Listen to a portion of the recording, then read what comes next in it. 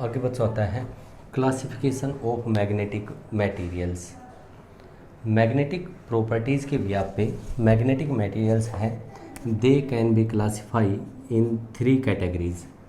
पहला है वो हमारे पास आता है डायामैग्नेटिक मटेरियल्स। डायामैग्नेटिक मटेरियल्स और डायामैग्नेटिज्म। दूसरा हमारे पास आता है पैरामैग्नेटिक मटेरियल्स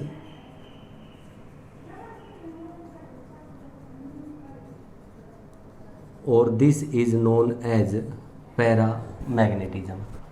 थर्ड आता है वो हमारे पास आता है फेरोमैग्नेटिक मटेरियल्स और this is known as ferromagnetism.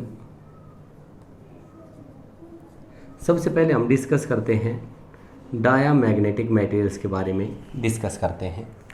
Diamagnetic materials ये हमारे पास वो मैग्नेटिक मटेरियल्स होते हैं जिनके हमारे पास वीकली मैग्नेटाइज होते हैं और we can say that they feebly magnetize in the direction opposite to the magnetic field.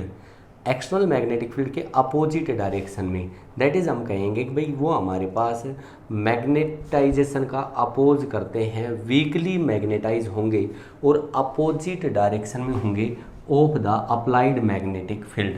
इसके एग्जांपल्स मैं बता सकता हूँ, एग्जांपल्स आप बता सकते हो। और क्या बता सकते हो आप इसका एग्जांपल? बिस्मथ है, कॉपर है, लेड है, सिलिकॉन है, सोडियम क्लोराइड है और हमने कह दिया कि सारी की सारी इनर्ट गैसेज हैं। These are the examples of diamagnetic materials. आगे हमारे पास आता है इनकी प्रॉपर्टीज़ आती हैं। सबसे पहली प्रॉपर्टी आती है प्रॉपर्टीज़ ऑफ डायामैग्नेटिक मटेरियल्स। अब ये कहता है कि अगर हम किसी भी डायामैग्नेटिक मटेरियल को, ये मैंने मान लिया ये डायामैग्नेटिक मटेरियल है, ये एक्सटर्नल मैग्नेटिक फील्ड है और जैसे इसको इसके अंदर प्लेस करेंगे तो ये कहता है कि लॉन्गर एक्सिस है वो हमेशा पॉइंट करेगी perpendicular to the magnetic field. Magnetic field के परपेंडिकुलर डायरेक्शन में ये हमेशा क्या करेगी? पॉइंट करेगी। ये पहली प्रॉपर्टी है।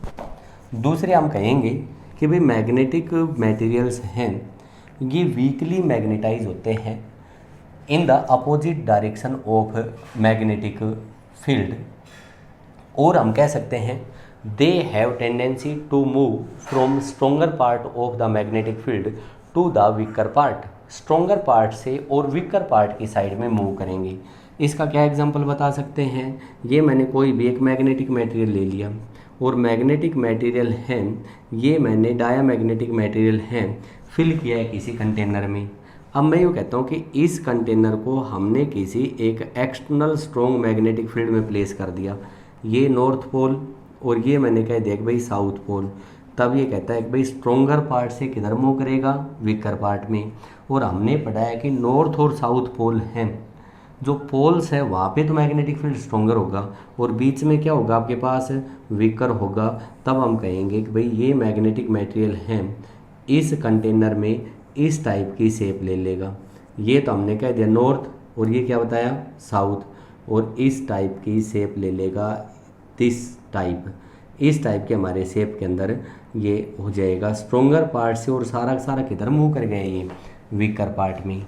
दूसरा मैं आपको ये कह सकता हूँ कि भाई अगर हमने कोई भी डायामैग्नेटिक मटेरियल है किसी एक यू शेप ट्यूब में ले लिया और यू शेप ट्यूब के अंदर हमने इसको फिल कर दिया और जैसे इसको हम फिल करेंगे तो हमारे पास यहाँ तक चला जाएगा। अब हमने क्या कहा कि कोई भी इस लिम के ऊपर हमने स्ट्रॉन्ग मैग्नेटिक फील्ड लगा दी। ये नॉर्थ पोल और ये कौन सा पोल आपके पास है? South pole. तब ये कहा है कि इस लिम में भाई जिस साइड में हमने स्ट्रॉन्ग मैग्नेटिक फील्ड लगाया है उससे हमारे पास मैग्नेटिक फील्ड है, जो मैग्नेटिक मटेरियल है वो मूव करेगा और किधर मूव करेगा? वीकर की साइड में। पहले तो यहाँ था, यहाँ से ये मूव करके इधर आ जाएगा, इसमें कंप्लीट में फिल हो जाएगा और इसके अंदर ऊपर राइज अप कर जाएगा, यहाँ तक राइज अप कर जाएगा।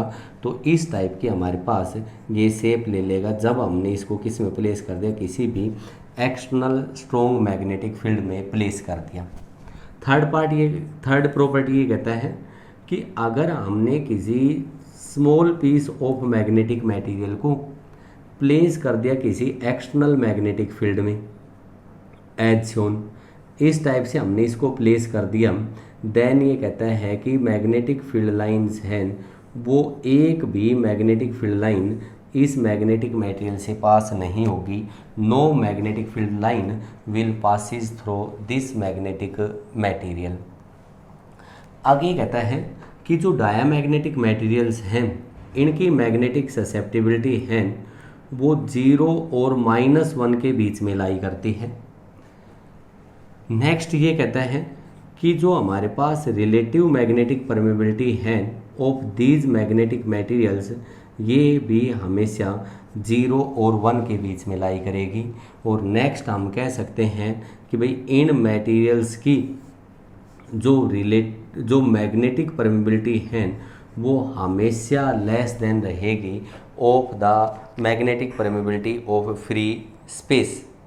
उसके बाद बताया है कि अगर हम टेम्परेचर चेंज कर दें, टेम्परेचर को मैंने क्या कर दिया, इंक्रीज कर दिया, या मैंने क्या कर दिया, टेम्परेचर को डिक्रीज कर दिया, तब ये कहता है कि मैग्नेटिक ससेप्टिबिलिटी है ये सेम रहेगी। That is we can say magnetic susceptibility does not depends on temperature, temperature के ऊपर डिपेंड नहीं करेगी। दूसरा देखो, दूसरा हमारे पास आता है कि भाई पैरामैग्नेटिक मटेरियल आता है। पैरामैग्नेटिक मटेरियल हमारे पास वो मैग्नेटिक मटेरियल्स होते हैं which magnetizes weakly in the direction of magnetic field. हमने जिस डायरेक्शन में मैग्नेटिक फील्ड लगाया उसकी डायरेक्शन में मैग्नेटिक मटेरियल्स हैं वो वीकली मैग्नेटाइज करते हैं। दैट इज़ मैं यहाँ से कह सकता हूँ कि भाई ये हमारे पास मैग्नेटिक फील्ड का सपोर्ट करते हैं। इसके एग्जाम्पल्स हैं, एग्जाम्पल्स हम कह सकते हैं एल्यूमिनियम है, सोडियम है, कैल्शियम है, कॉपर क्लोराइड है, मैग्नीशियम है, लिथियम है, और मैं कह सकता हूँ भाई इसका एग्जाम्पल है टंगस्टन है, और भी बहुत सारे एग्जाम्पल्स हो सकते हैं। ये तो हमने बताए हैं, इनके एग्जाम्पल्स बताए हैं। आगे हमारे पास आती है बच्चों इसकी properties of paramagnetic materials, properties.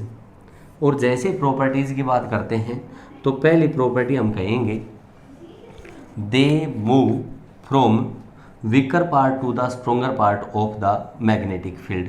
Weaker part से और हमेशा हमारे पास किधर मूव करते हैं, स्ट्रोंगर पार्ट की साइड में मूव करते हैं। अब देखो जैसे हमने बताया था कि ये हमने डायामैग्नेटिक मटेरियल लिया था, तो इसी टाइप से हमने क्या ले लिया, ये पैरामैग्नेटिक मटेरियल ले लिया।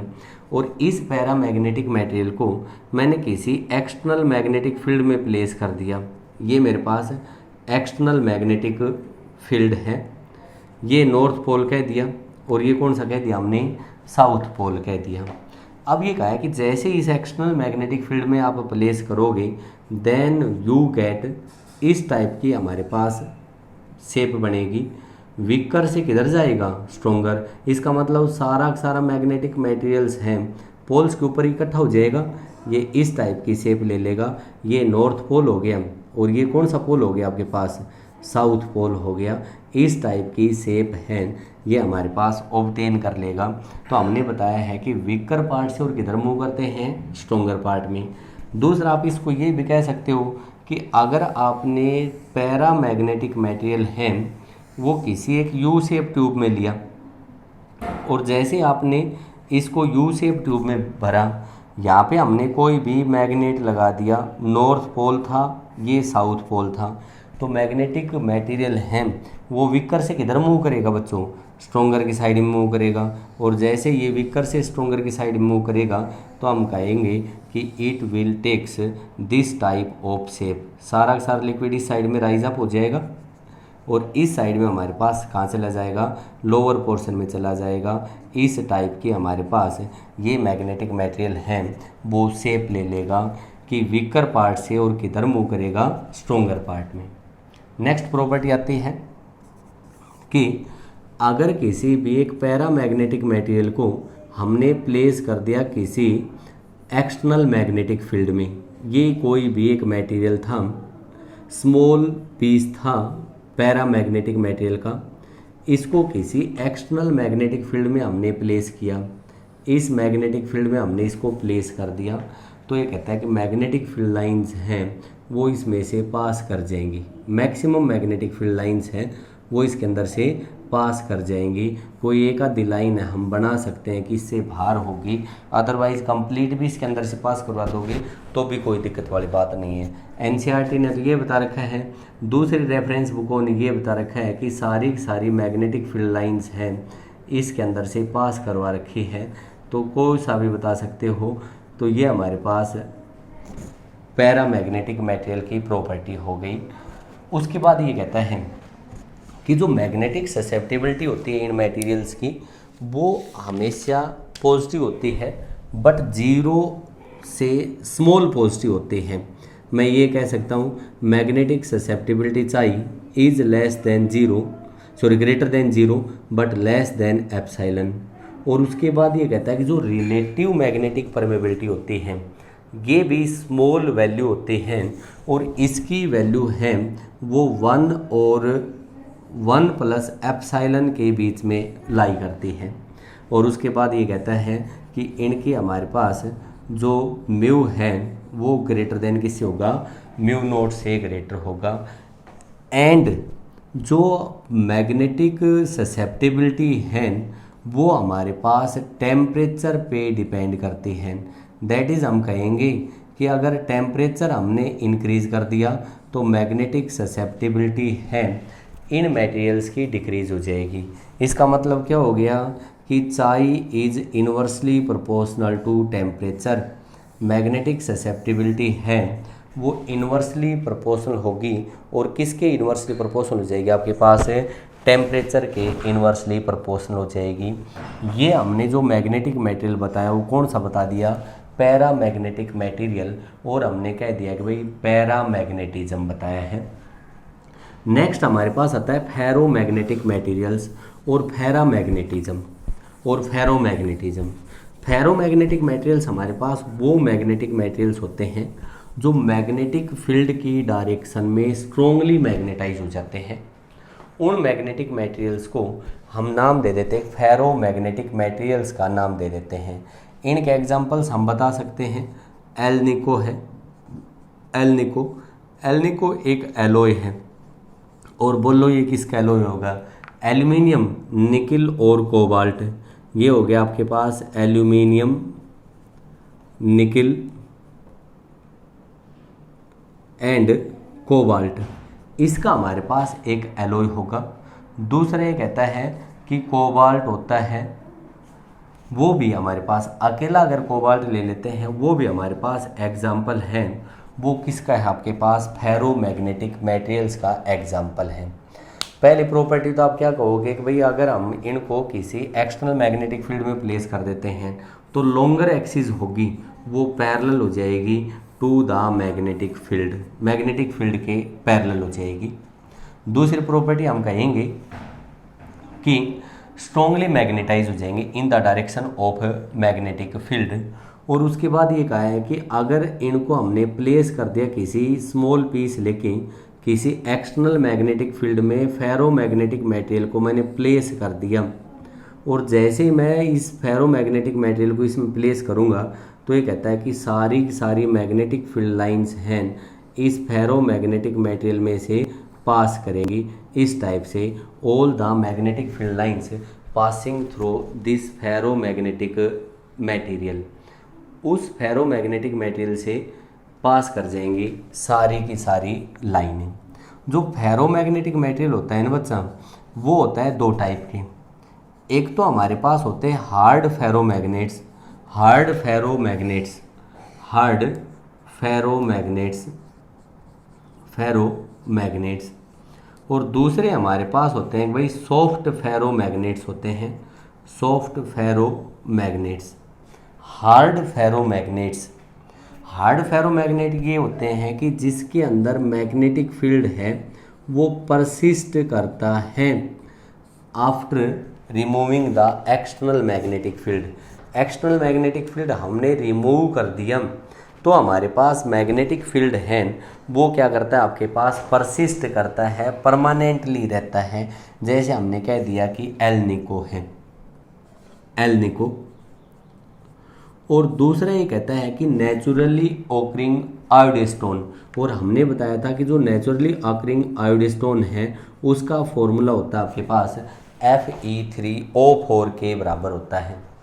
दूसरा हमारे पास आता है बच्चों सॉफ्ट फेरोमैग्नेट्स, और सॉफ्ट फेरोमैग्नेट्स हमारे पास वो फेरोमैग्नेटिक मटेरियल्स होते हैं जिनका मैग्नेटिक फील्ड है, एक्सटर्नल मैग्नेटिक फील्ड होगा तो मैग्नेटाइज होंगे, और उसको जैसे ही रिमूव कर देंगे तो हमारे पास मैग्नेटिक फील्ड है, मैग्नेटिक प्रॉपर्टी है वो क्या हो जाती है, आपके पास रिमूव हो जाते हैं।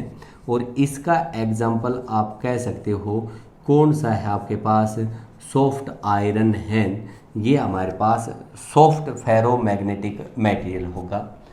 इसका हमने बताया कि जैसे एक्सटर्नल मैग्नेटिक फील्ड आपने रिमूव किया then it will act as a simple material not a magnetic material, वो होगा हमारे पास सॉफ्ट फेरोमैग्नेट्स होगा। उसके बाद ये कहता है कि जो हमारे पास जो फेरोमैग्नेटिक मटेरियल्स होते हैं ना उनकी रिलेटिव मैग्नेटिक परमेबिलिटी है वो हमारे पास 1000 के ऑर्डर की होती है, mu R is greater than और इक्वल टू 1000। और ये कहता है कि जो मैग्नेटिक ससेप्टेबिलिटी है फेरोमैग्नेटिक मटेरियल्स की वो भी हमारे पास किस पे डिपेंड करती है, टेम्परेचर पे डिपेंड करती है। और इसने बताया है कि अगर हमने टेम्परेचर इंक्रीज कर दिया एक लिमिटेड वैल्यू तक देन ये कहता है कि भाई फेरोमैग्नेटिक मटेरियल्स हैं वो किस में कन्वर्ट हो जाता है, आपके पास पैरामैग्नेटिक मटेरियल्स में कन्वर्ट हो जाता है। हमने टेम्परेचर है एक पार्टिकुलर वैल्यू तक अगर एक्सटेंड किया then ferromagnetic material will converted into a paramagnetic material, और वो टेम्परेचर जिस पे फेरोमैग्नेटिक मटेरियल है वो क्या बन जाता है, आपके पास एक पैरामैग्नेटिक मटेरियल बन जाता है। That temperature is known as the Curie temperature, उसको हमने क्यूरी टेम्परेचर का नाम दे दिया। और जो हमारे पास जो लॉ आया that law is known as the Curie law, उसको हमने कह दिया क्यूरी लॉ का नाम दे दिया। और हमने कह दिया कि भाई chi is equal to Curie constant upon T minus T C, T C is known as the Curie temperature. ठीक है। उसके बाद हमारे पास आते हैं परमानेंट मैग्नेट्स आते हैं। परमानेंट मैग्नेट्स हैं ये हमारे पास क्या होते हैं, परमानेंट मैग्नेट हमारे पास वो मैग्नेट्स होते हैं जिनका हमारे पास रूम टेम्परेचर पे मैग्नेटिक फील्ड है वो कांस्टेंट रहता है। These are those magnetic materials whose temperature remains whose magnetic field remains constant, जिसका मैग्नेटिक फील्ड है वो परसिस्ट करता है at room temperature, at room temperature. उन मैग्नेटिक मटेरियल्स को हमने नाम दे दिया परमानेंट मैग्नेटिक मटेरियल्स का नाम दे दिया। These are known as permanent magnetic materials. ये मैग्नेटिक मटेरियल्स हैं वो हमारे पास कौन से मैग्नेटिक मटेरियल्स होंगे, परमानेंट मैग्नेटिक मटेरियल्स होंगे। These are those magnetic materials of which magnetic field persist at room temperature.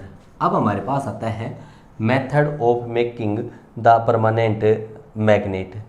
भाई यहाँ पे हम क्या करते हैं कि इसको बहुत सारे मेथड हैं। पहला मेथड मैंने बताया कि अगर इस मैग्नेटिक मटेरियल को मैंने नॉर्थ साउथ डायरेक्शन में प्लेस कर दिया और इसको बीट करना स्टार्ट कर दिया हैमर से, एक बार नॉर्थ को बीट किया, एक बार साउथ को, north south north south north south, then this act as a magnet, permanent magnet. दूसरा मेथड हमारे पास है क्या है कि ये मैग्नेटिक मटेरियल ले लिया, मैंने इसके नॉर्थ पोल से या साउथ पोल से इसको हिट किया, फिर रिमूव कर लिया, स्ट्रांगली फिर हिट किया, फिर रिमूव कर लिया, फिर स्ट्रांगली हिट किया और फिर रिमूव कर लिया, तब भी हमारे पास ये मैग्नेटिक मटेरियल है, it act as a magnet, magnet की तरह एक्ट करेगा। और जो हमारे पास मोस्ट एफिशिएंट वे है, most efficient way for making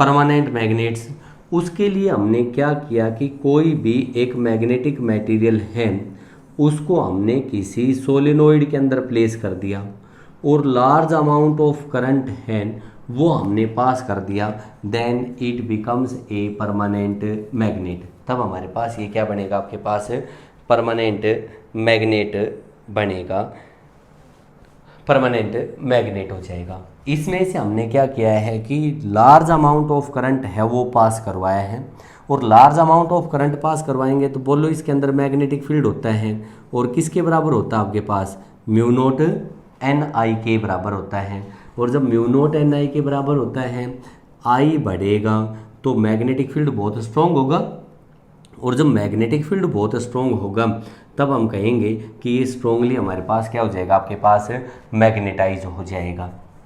उसके बाद हमारे पास ये कहता है जिस मटेरियल का हम परमानेंट मैग्नेट बनाते हैं उसकी हमारे पास कोरेसिविटी एंड रिटेंटिविटी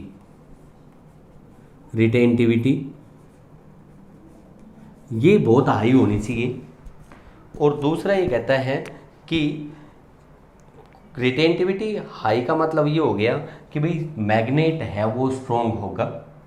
कोरेसिविटी हाई का मतलब ये हो गया कि भाई इसको इरेज करने के लिए हमें स्ट्रॉन्ग मैग्नेटिक फील्ड की ज़रूरत होगी या लार्ज अमाउंट ऑफ टेम्परेचर की ज़रूरत होगी, तभी हम उसको डीमैग्नेटाइज कर सकते हैं, अदरवाइज उसको डीमैग्नेटाइज नहीं कर सकते। और उस मटेरियल की जो रिलेटिव परमेबिलिटी है वो भी बहुत बहुत ज़्यादा होनी चाहिए, तीनों की तीनों, रिटेंटिविटी, कोरेसिविटी। रिटेंटिविटी का मतलब ये हो गया कि मैग्नेट है वो बहुत स्ट्रॉन्ग होगा।